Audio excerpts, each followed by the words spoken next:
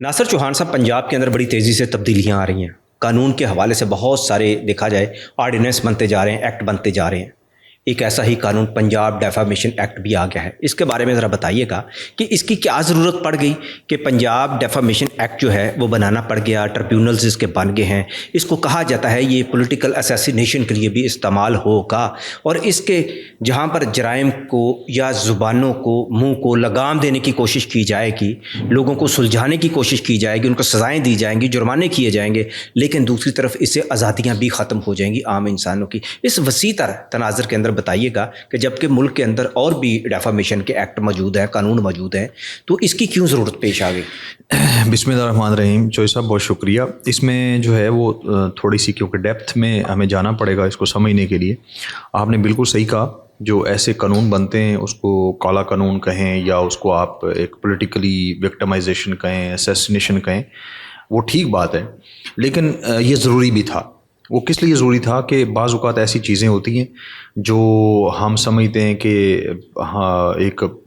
پڑھی لکھی سوسائٹی میں یہ چیزیں نہیں ہونی چاہیے، لیکن ہمارے ہاں کیونکہ وہ بہت زیادہ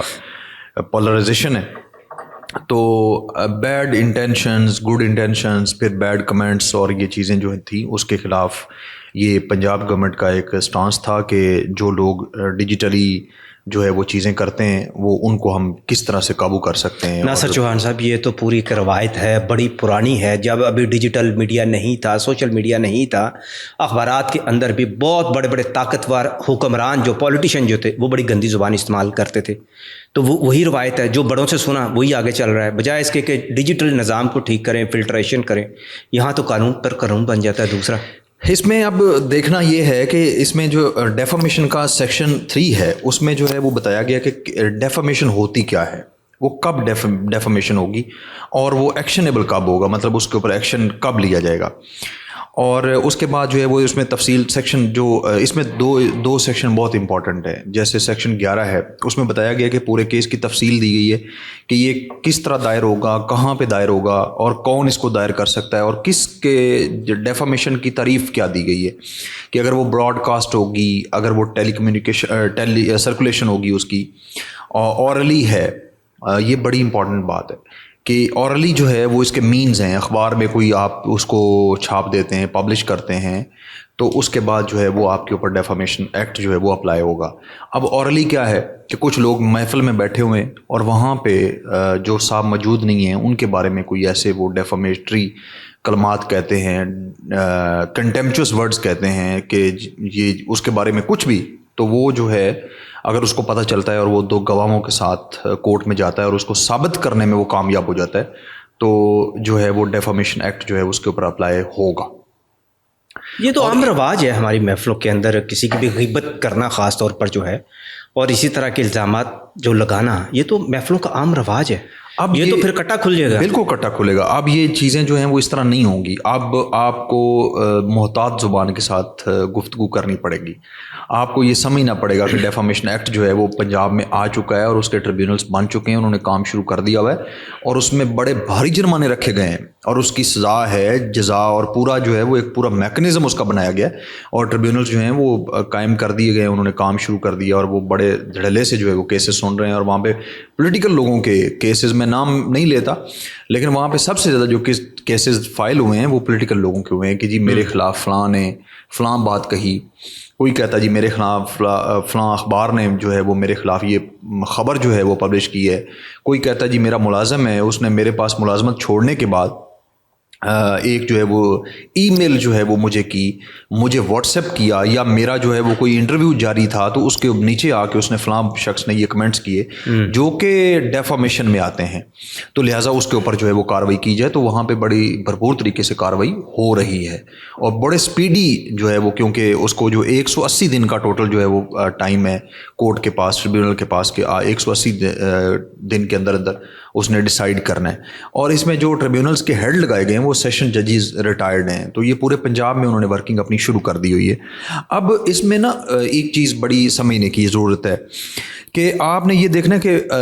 کچھ جو چیزیں ہیں اس کے اوپر ڈیفامیشن آپ اپلائی نہیں کر سکتے. وہ اس کو ہم کہیں گے ایبسلوٹ پریویلیج. ایبسلیوٹ پریولیج کیا ہے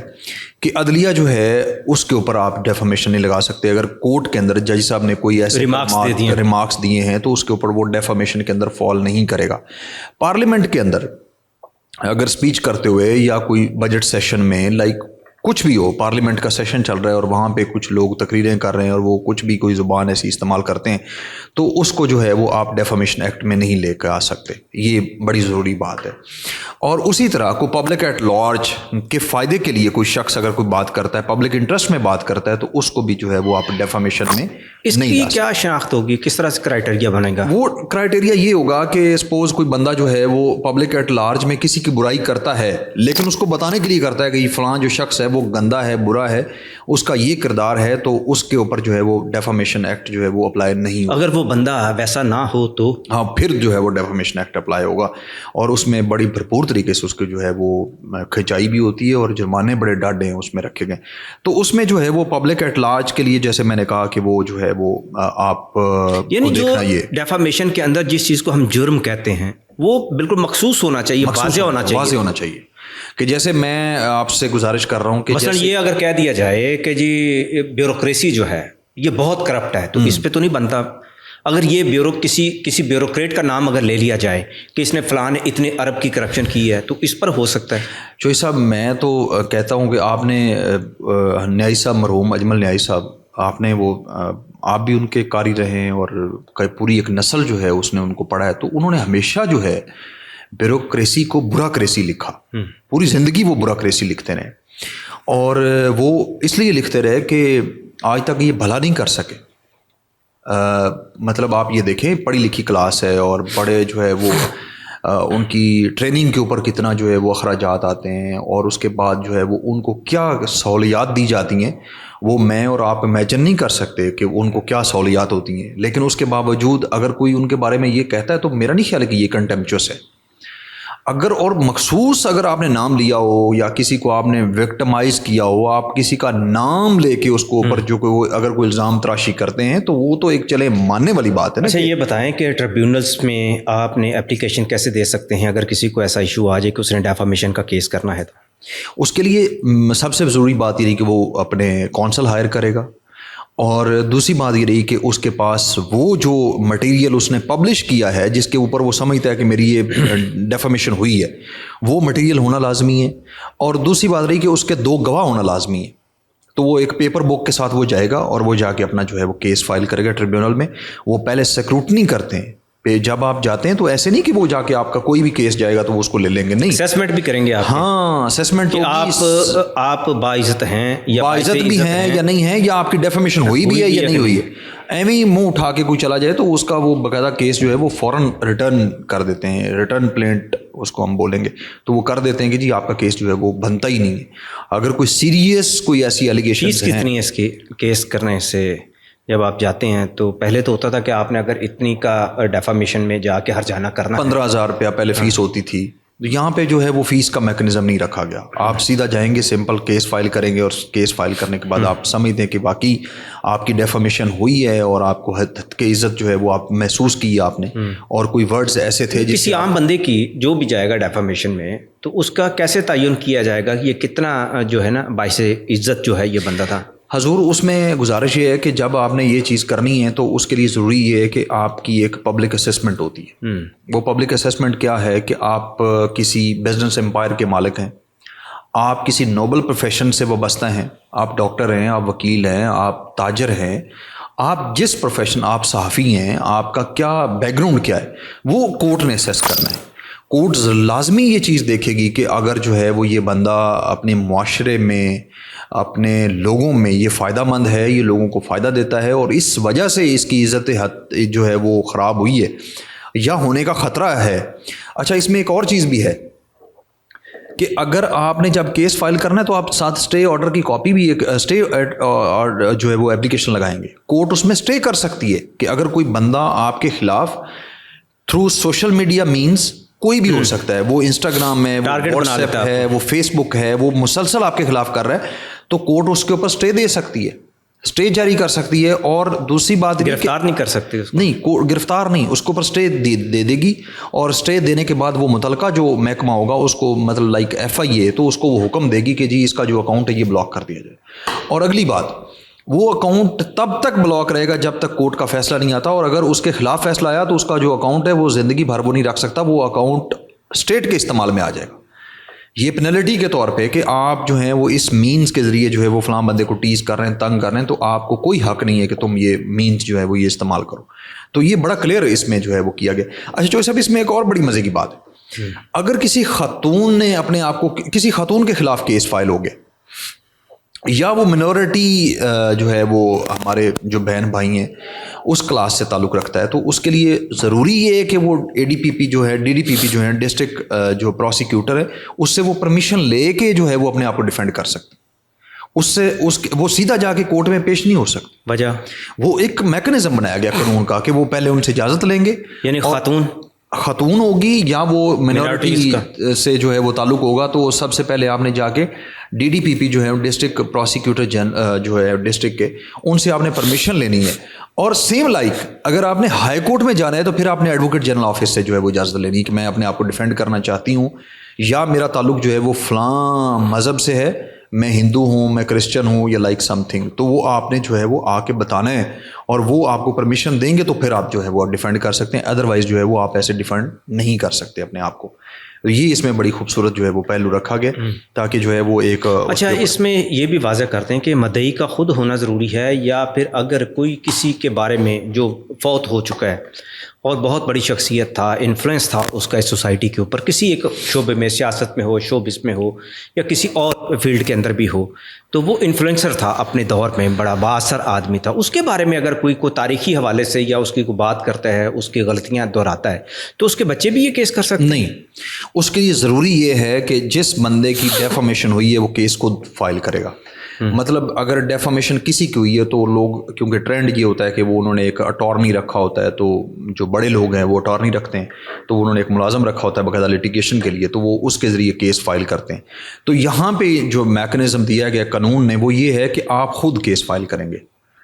آپ جو ہے وہ کسی اٹارنی کے ذریعے, کسی اپنے فرد کے ذریعے, کسی اپنی اتھارٹی کے ذریعے آپ جو ہے وہ ڈیفامیشن کا کیس فائل نہیں کر سکتے, کیونکہ آپ ڈائریکٹ وکٹم ہیں تو آپ کو ڈائریکٹ کورٹ آپ کو خود آنا ہے.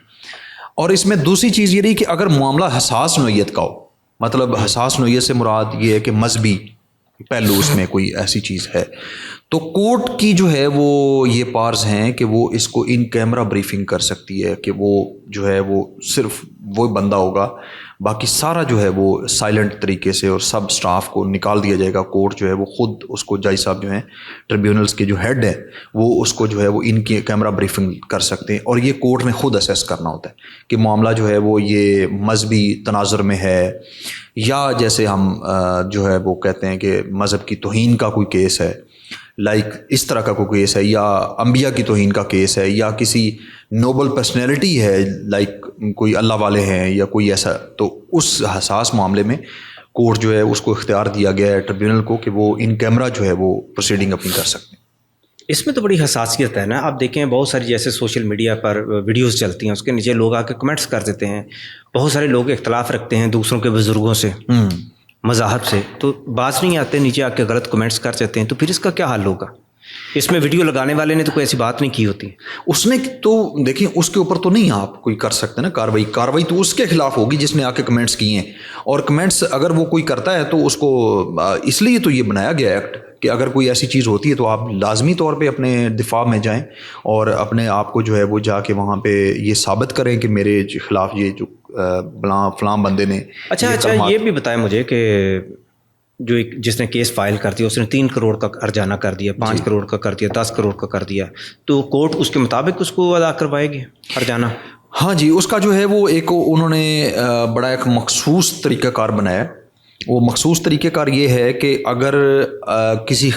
شخص کے خلاف کیس فائل ہوا ہے اور کیس فائل ہونے کے بعد وہ آ کے کیس میں پیش ہوتا ہے اور وہ کہتا ہے کہ جی میں وکالت نامہ اپنا دیتا ہے, اپنے وکیل کے ذریعے وہ پیش ہوتا ہے اور وہ اس کا جواب دعویٰ جس کو ہم بولتے ہیں لیو ٹو ڈیفینڈ, اگر اس کو کورٹ, یہ کورٹ کا اختیار ہے کہ اگر وہ اس کو لیو ٹو ڈیفینڈ بھی نہیں دیتی تو سمجھیں کہ کیس جو ہے وہ پرائمرلی اس کے خلاف چلا گیا اور اس کے بعد پتہ کیا ہوگا 30 لاکھ روپیہ اس نے جمع کروانا ہوگا. کس نے؟ جس کے خلاف کیس ہوا ہے, جس کو لیو ٹو ڈیفینڈ نہیں ملی, جس کے خلاف ہم نے کیس فائل کیا, وہ لیو ٹو ڈیفینڈ اگر اس کو نہیں ملی, کورٹ نے نہیں دی, کورٹ نے کہا کہ یہ اتنا بڑا کلیئر کیس ہے کہ تم نے ڈیفامیشن کی ہے, تو اس کے خلاف جو ہے وہ لیو ٹو ڈیفینڈ جو ہے اس کو نہیں ملی, تو وہ 30 لاکھ روپیہ جمع کروائے گا. اور اگر وہ جا کے اپیل کرتا ہے ہائی کورٹ میں, تو اپیل دائر کرنے کا بھی طریقہ یہ کہ وہ 30 لاکھ روپیہ پہلے جمع کروائے گا تو اپیل دائر کر سکتا ہے, ادروائز وہ اپیل ہی دائر نہیں کر سکتا. اس کے پاس کچھ بھی نہیں ہے. اس کے پاس کچھ بھی نہیں ہے وہ, کیونکہ اس نے پھر کہاں سے دے گا وہ 30 لاکھ تو روپے؟ وہ پھر جو ہے وہ اس کو کورٹ نے اگلا اس کا طریقہ کار یہ رکھا ہے, وہ میں آگے اس کو بیان کرتا ہوں. اچھا, اس میں یہ ہے کہ اگر اس کے نام پہ کوئی پراپرٹی ہے, نہیں ہے, نہیں, وہ پہلے اس کا طریقہ کار بنایا جائے گا. اس کا طریقہ کار یہ ہے کہ اگر اس کے نام پہ کوئی پراپرٹی ہے تو اس کی پراپرٹی کا کورٹ پہلے اس سے پوچھے گی, ٹریبیونل اس سے پوچھے گا کہ آپ کے نام پہ پراپرٹی ہے, وہ کہتا ہے جی میرے نام پہ پراپرٹی نہیں ہے. پھر وہ 1 مہینے کے اندر اندر متعلقہ پٹواری سے, متعلقہ جو ہے وہ پولیس اسٹیشن سے, متعلقہ جو ہے وہ پیرا جو ہیڈ کوارٹر ہے اسٹیشن ہے, اس سے وہ 1 مہینے کے اندر اندر رپورٹ لیں گے. اور اگر وہ ثابت ہو گیا کہ اس کے نام پہ پراپرٹی تھی اور اس نے اس کیس کی وجہ سے اس کو ایلینیٹ کر دیا, بیچ دیا ہے, تو پھر اس کے اوپر کورٹ پینلٹی یہ امپوز کرے گی کہ اس کا 20% جو ہے وہ اس پراپرٹی کا وہ آپ جو ہے وہ اس بندے کو جمع کروائیں گے فائن کے طور پہ, پینلٹی کے طور پہ, اور وہ کورٹ کے اکاؤنٹ میں جمع کروائیں یا آپ اس کو ڈائریکٹلی پے کریں. تو اس کا طریقہ کار بھی جو ہے وہ بڑا واضح رکھا گیا کہ اگر ایسی چیز ہوتی ہے تو آپ نے جو ہے وہ نہیں کرنا کہ آپ چلاکی لوگ کرتے ہیں کہ جی میرے خلاف کیونکہ کیس ہو رہا ہے تو میں جو پراپرٹی ہے وہ اپنی کسی اور کے نام کر دوں یا بیچ دوں یا کچھ بھی ایسا کر دوں, تو وہ اس کے اوپر جو ہے وہ 20% آپ کو پے کرنا پڑے گا. اگر وہ نہ کر سکے تو, اگر وہ نہیں کر سکے گا تو اس کے لیے جو ہے وہ باقاعدہ پھر اس کو جیسے سزا سول میٹرز میں ہوتا ہے کہ اگر جو ہے وہ کسی بچے کا جو خرچہ ہے وہ باپ جمع نہیں کروا رہا تو اس نے سال 1 جیل میں جانا ہے, تو وہ اس طرح سے جیل میں جائے گا. اور اسی طرح جیسے رینٹ ٹربیونلز ہوتے ہیں کہ آپ رینٹ میں اگر رینٹ جمع نہیں کروا رہے تو پھر آپ کو جو ہے وہ بیلف پکڑے گا اور آپ کو جیل میں ڈال دیں گے جب تک کہ آپ وہ رینٹ جمع نہیں کرواتے, یا پھر آپ 1 سال سزا جو ہے وہ پوری کریں گے. تو اس میں جو ہے وہ یہ بڑا کلیئر اس کو رکھا گیا ہے کہ آپ نے جو ہے وہ اس طرح کی چیز وہ نہیں کرنی. اس کو ہم ججمنٹ ڈیٹر کہیں گے, وہ جو بھی اس کا جو ہے وہ. اچھا, اس میں اب اپیل جو ہے اس نے اگر ہائی کورٹ میں کرنی ہے تو وہ 30 دن کا ٹائم ہے, 30 دن کا ٹائم ہے, اور اس میں سنگل بینچ نہیں ہوگا, اس میں ڈی بی ہوگی, ڈویژنل بینچ ہوگا جو اس کا فیصلہ کرے گا, اور 60 دن کے اندر اندر اس نے فیصلہ کرنا ہے کہ آپ نے جو ہے وہ یہ فیصلہ آپ جاتے ہیں کہ جی میرے خلاف ہو گیا ہے, تو یہ فیصلہ جو ہے وہ پریجوڈس ہے یا میرے خلاف جو ہے وہ یہ غلط کارروائی ہوئی ہے, تو پھر اس کے بعد جو ہے وہ آپ کو ڈویژنل بینچ ہی سنے گا, ڈویژن بینچ سنے گا, آپ کو سنگل بینچ بھی نہیں سنے گا. اور اس کے لیے میں نے طریقہ پہلے واضح کیا کہ وہ سننے کے لیے ضروری یہ ہے کہ وہ 30 لاکھ روپیہ آپ جو ہے وہ پہلے جمع کروائیں گے, پھر آپ جو ہے وہ اپیل میں آ سکتے ہیں, ادروائز آپ کے پاس اپیل میں آنے کا بھی راستہ بند ہو جاتا ہے. اور جو ہے وہ ہائی کورٹ جو ہے وہ اس کے اوپر اسٹے کے لیے اگر جائے گا, جیسے اسٹے وہ کہتا ہے کسی بھی. اچھا, اس میں ایک اور چیز یہ ہے کہ آپ کوئی بھی شارٹ آرڈر ہے تو اس کے خلاف آپ ہائی کورٹ میں نہیں جا سکتے, نہ آپ اسٹے میں جا سکتے ہیں, آپ نے فائنل ججمنٹ کے بعد ہی جو ہے وہ ہائی کورٹ میں جانا ہے جس کی وجہ سے آپ افیکٹ ہوئے. ادروائز آپ کے پاس کوئی جو ہے وہ جا کے کہ جیسے لوگ کرتے ہیں کہ جی آپ میرے خلاف یہ پروسیڈنگ ہو رہی ہے تو اس کے اوپر مجھے اسٹے دے دیا جائے, تو وہ اس طرح سے آپ کو اسٹے نہیں ملے گا. یہ اسموتھ جو ہے اس کا پروسیس رکھا گیا.